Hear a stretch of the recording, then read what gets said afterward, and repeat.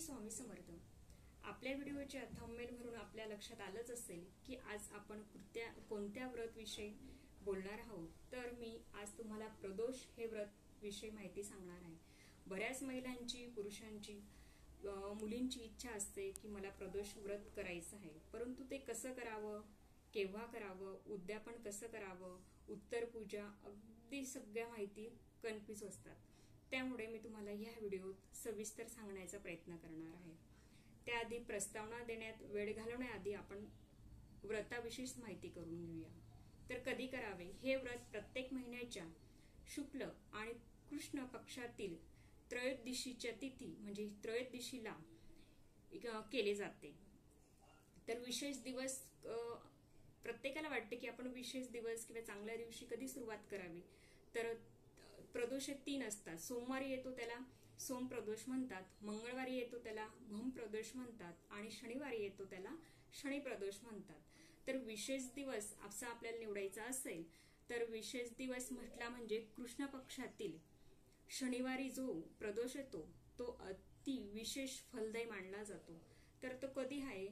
मला वाटते ह्या वर्षी 18 ऑक्टोबर शनिवारी हा प्रदोष येणार आहे। तर त्या दिवसापासून आपण या व्रताला प्रारंभ करू शकतो। आपण 11, 21 प्रदोष करू शकतो। त्यानंतर या प्रदोष करत असताना आपल्याला पिरियडचा किंवा सुतक या अशा अडचणी आल्या तर त्या दिवशी आपण पूजा करू शकत नाही। त्यामुळे ते दिवस आपण काउंट करू शकत नाही, ते सोडूनच आपण 11, 21 असे प्रदोष आपल्या संकल्पनेनुसार करू शकतो। तर वेळ कशी, पूजा मांडणीची वेळ कोणती असावी, कोणत्या वेळेला आपण पूजा करावी? तर प्रदोष काळी। प्रदोष काळातच भगवान शिवशंकर कैलास पर्वतावर आनंदी मुद्रा धारण करून नृत्य करत असतात। तर ह्या वेळेस पूजा केलेली अधिक फलदायी मानली जाते। त्यामुळे आपण सूर्यास्ताच्या आधी अर्धा तास आणि सूर्यास्तानंतर अर्धा तास म्हणजे प्रदोष काळ या काळात ही पूजा केली पाहिजे। तर कोणी करावी? स्त्री, पुरुष, मुलं, मुली कोणीही करू शकतं। ज्याची इच्छा असेल ते हे व्रत करू शकतात। कशासाठी करावं? तर आपल्या मनोकामना पूर्ण होण्यासाठी, आपल्या इच्छा पूर्ण होण्यासाठी हे व्रत आपण करणार ते। तर चला तर बघूया या पूजेची मांडणी कशी करायची, पूजा कशी करायची, त्यानंतर उत्तर पूजा कशी करायची आणि आपले 11, 21 प्रदोष झाल्यानंतर आपण त्याचं उद्यापन कसं करायचं। तर मी तुम्हाला ते सविस्तरच मांडणी करून दाखवते। प्रदोष काळाआधी सर्वप्रथम स्नान करायचं आणि त्या दिवशी पांढरं वस्त्र परिधान करायचं। या दिवशी देव घरासमोर एक पाट ठेवायचं, त्याखाली पहिले स्वस्तिक काढायची आणि त्याच्यावर चौरंग किंवा पाट ठेवायचं आणि पांढरं वस्त्र अंथरायचं। दिवा प्रज्वलित करायचा। पूजेला प्रारंभ करण्याआधी संकल्प करावा। सर्वप्रथम हातात पाणी घ्यायचं, त्यावर डाव्या हातानेच टाकता येईल आपल्याला फूल, हळद, कुंकू, अक्षता घ्यायच्या आणि संकल्प बोलायचा। आपली मनाची इच्छा सांगायची। मी या संसारात पीडित आहे, जर्जर व्याधींनी त्रस्त आहे, दुःख व शोक यांनी पीडित आहे। देवेश्वरा आणि माझा सांभाळ करा। आपणास दोघांना नमस्कार। या दुर्बलाची पूजा आपण कृपा स्वीकारावी असं बोलायचं। मी तुम्हाला डिस्क्रिप्शन बॉक्समध्ये असं बोलायचं आणि हे आपण तुळशी सोडून इतर झाडांना टाकायचं आणि मग पूजा। प्रदोष काळापूर्वी सर्वप्रथम स्नान करायचं, पांढरं वस्त्र परिधान करायचं आणि देवघरासमोर चौरंगाखाली आधी स्वस्तिक काढायची, जागा स्वच्छ करायची, स्वस्तिक काढायची, त्याच्यावर चौरंग किंवा पाट ठेवायचा आणि त्यानंतर त्याच्यावर पांढरं वस्त्र अंथरायचं। पूजा सुरू करण्याआधी प्रथम दिवा लावायचा तुपाचा। पूजेला सुरुवात करताना सर्वप्रथम आपण गणेश देवतेची पूजा करत असतो। तर गणपती बाप्पांना आपण पाण्याने अभिषेक करायचा आणि ओम श्री गणेशाय नमः तर मग आपण पहिले पाण्याने अभिषेक करायचा. श्री गणेशाय नमः, श्री गणेशाय नमः, ओम श्री महागणपते नमः, असं गणपती बाप्पाचा मंत्र बोलत अभिषेक करायचा. पाण्याने करून झाला की पंचामृतने करायचा. ओम श्री महागणपते नमः, ओम श्री महागणपते नमः, ओम श्री महागणपते नमः. परत शुद्ध पाण्याने अभिषेक करायचा. ओम श्री महागणपते नमः, ओम श्री महागणपते नमः, ओम श्री महागणपते नमः. त्यानंतर वस्त्राने गणपती बाप्पांना पुसून घ्यायचंय. त्यानंतर विड्याची 2 पानं घ्यायची आणि त्यावर अक्षता टाकायचे. पांढऱ्या अक्षता नाही तर त्या हळद कुंकू केलेल्या अक्षता टाकायच्या. त्यावर गणपती बाप्पांची स्थापना करायची. गणपती बाप्पांची पूजा करायची. ओम श्री महागणपते नमः अलंकाराय अक्षदाय समर्पयामि. ओम श्री महागणपते नमः अलंकाराय हळद कुंकुम सौभाग्य द्रव्ये समर्पयामि. ओम श्री महागणपते नमः फूलं पुष्पच समर्पयामि. ओम श्री महागणपते नमः धूप. ओम श्री महागणपते नमः धूप धूप दर्शयामि.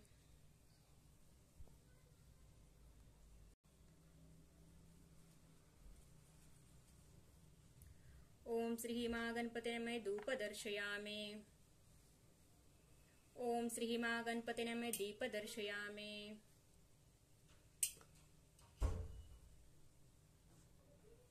गणपती बाप्पांना वस्त्र परिधान करायचे. त्यानंतर गणपती बाप्पांना आपण प्रसादाचा नैवेद्य देणार आहे. भरीव गोल काढायचा आणि आपण गणपती बाप्पांना एक फळचा नैवेद्य देऊ शकतो. ते मी इथे ठेवते. त्यानंतर गणपती बाप्पांना आपण तुळशीपत्र अर्पण करू शकत नाही, त्यामुळे दुर्वा घ्यायच्या आणि बोलायचं ओम भूर्भुवस्सुवः तत्सवितुर्वरेण्यं भर्गो देवस्य धीमहि धियो यो नः प्रचोदयात्. प्राणाय स्वाहा अपनाय स्वाहा व्यानाय स्वाहा उदनाय स्वाहा ब्रह्मणाय अमृताय स्वाहा.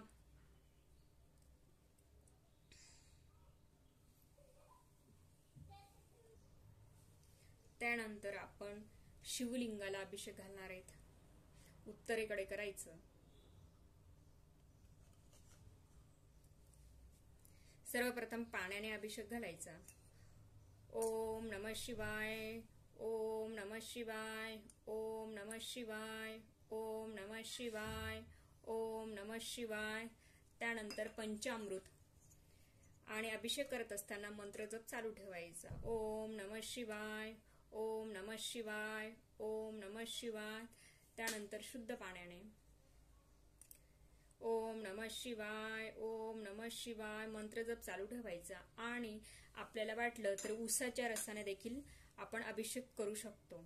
त्यानंतर स्वच्छ कपड्याने पुसायचं.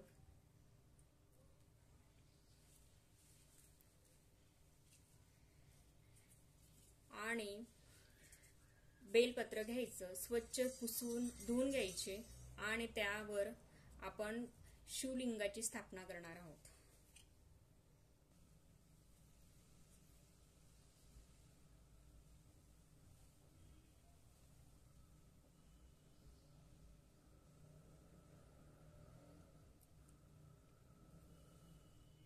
त्यानंतर आपण शिवलिंगाला भस्म गंध लावायचा आहे. त्यानंतर आपण शिवलिंगावर पांढरे फूल अर्पण करायचे आणि मंत्र जप चालू ठेवायचा. ओम नमः शिवाय, ओम नमः शिवाय. आणि आपण 108 किंवा 11 बेलपत्र देखील वाहू शकतो. बेल चढवण्याआधी हे मागचं देठ तोडायचं आणि मगच चढवायचं. पालथं आणि हे जे टोक आहे तर ते शिवलिंगाकडे आलं पाहिजे. ओम नमः शिवाय, ओम नमः शिवाय, ओम नमः शिवाय. अशा पद्धतीने पूजा करत राहायची आणि आपला मंत्र जप चालू ठेवायचा. त्यानंतर आपण शिवलिंगावर नैवेद्य म्हणून पांढरी वस्तू दूध देखील साखर, खडी साखरचा नैवेद्य देऊ शकतो. परंतु या दिवशी विशेष नैवेद्याला महत्व जास्त असते. तर हा नैवेद्य मी कसा तयार केला मी तुम्हाला दाखवते. पोळीचा काला करायचा, चुरमा करायचा, गूळ आणि शुद्ध तूप हे तिघं एकत्र करून त्यांचे लाडू बनवायचे आणि ते 3 लाडू नैवेद्य पुढे ठेवायचे. जर आपण एक पोळी खात असाल तर 3 पोळ्यांचा चुरमा करायचा. जर आपण 2 पोळ्या खात असाल तर 6 पोळीचा चुरमा करायचा आणि त्याच्यावर आपल्याला त्या नैवेद्यावरच आपल्याला उपवास सोडायचा असतो. तर ते अगदी सारख्या प्रमाणात घेऊन 3 लाडू बनवायचे आणि त्याचा नैवेद्य द्यायचा. मी भरीव 3 गोल करून घेते.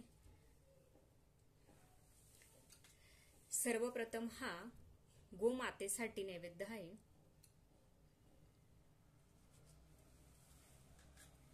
त्यानंतर हा एक नैवेद्य,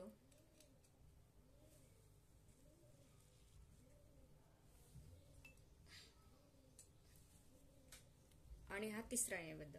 असे 3 नैवेद्य ठेवायचे. महादेवांना देखील आपण तुळशीचं पान अर्पण करत नाही, तर भरीव गोल काढून नैवेद्य अर्पण करायचा. ओम नमः शिवाय, ओम नमः शिवाय, ओम नमः शिवाय असं मंत्र जप चालू ठेवायचा. त्यानंतर नैवेद्य अर्पण करून झाला की मी त्याआधी तुम्हाला सांगते, पूजा करून झाल्यानंतर आपण पोथी वाचायची. तर आपल्याला धार्मिक दुकानात अशा प्रकारे पोथी मिळून जाईल. तर याच्यातील जी कथा आहे ती वाचायची. ती कथा वाचून झाली. हे पुस्तक माझ्याकडे खूप जुनंच आहे. तर या पुस्तकातील आपण कथा वाचायची.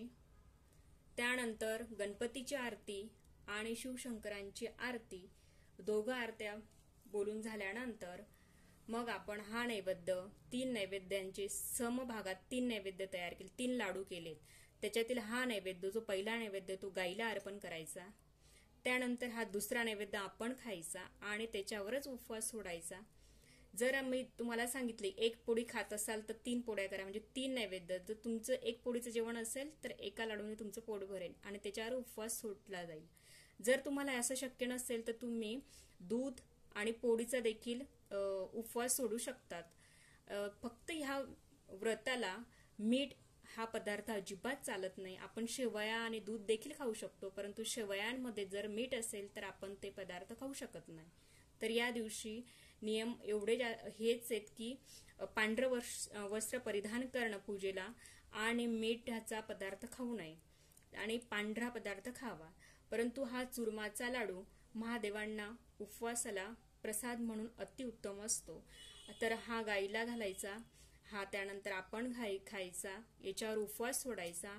आणि हा तिसरा लाडू आहे, तर ह्या तिसरा लाडू आपण झाडाजवळ टाकायचा, जेणेकरून मुंग्या खाऊन घेतील, म्हणून हा तिसरा लाडू आपण झाडाजवळ टाकायचा. अशा प्रकारे हे 3ही नैवेद्य असतात. त्यानंतर आपण त्याचं उत्तरपूजा कशी करायची. तर दुसऱ्या दिवशी सकाळी उठल्यानंतर, देवपूजा झाल्यानंतर सगळे हे जे पत्री आहेत ते निर्माल्यात टाकण्यासाठी काढायचे बाजूला. आणि गणपतीची आरती, महादेवांची आरती बोलायची. आरती करून झाल्यानंतर मग आपण अक्षदा घ्यायच्या हातात आणि त्या अशा टाकायच्या सगळ्या याच्यावर आणि मंत्र बोलायचा. गच्छ गच्छ सूरश्रेष्ठ स्वस्थाने परमेश्वर यत्र ब्रह्मदयो देवस्था गच्छ गिरिजापते पुनरागमयच असं बोलायचं आणि अक्षदा अशा व्हायच्या. आणि मग आपण आपल्या देवघरात शिवपिंड, महादेवांची पिंड, गणपती आपण ठेवू शकतो आणि ही उत्तरपूजा करू शकतो. अशा पद्धतीने उत्तरपूजा करायची. त्यानंतर तर आपल्या 21 किंवा 11 प्रदोष झाल्यानंतर उद्यापन कसं करायचं. तर आपण एक ब्राह्मण जोडपं बोलून त्यांना भोजन देऊ शकतो. त्यानंतर जर आपल्याला ब्राह्मण जोडपं मिळालं नाही तर आपण 5 बायकांना बोलवून उद्यापन करू शकतो. तर त्या दिवशी त्यांना ओटी भरू शकतो. त्यानंतर पांढरी वस्तू म्हणजे खीर, प्रसाद, नैवेद्याचा प्रसाद खीर देखील आपण त्यांना भोजन करू शकतो। आणि जर त्यांची इच्छा असेल की आम्हालाही प्रदोषाचं व्रत करायचं आहे तर तुम्ही त्यांना प्रदोष व्रत पुस्तक देखील देऊ शकतात। अशा प्रकारे आपण साध्या सोप्या पद्धतीने प्रदोष या व्रत करू शकतो आणि उद्यापन देखील अशा प्रकारे करू शकतो। तर आजच्या व्हिडिओत प्रदोष व्रत विषयी मी तुम्हाला माहिती दिली। श्री स्वामी समर्थ। गुरु माऊलींच्या चरणी आजची सेवा रुजू करते आणि आजचा व्हिडिओ इथेच थांबवते। तोपर्यंत श्री स्वामी समर्थ।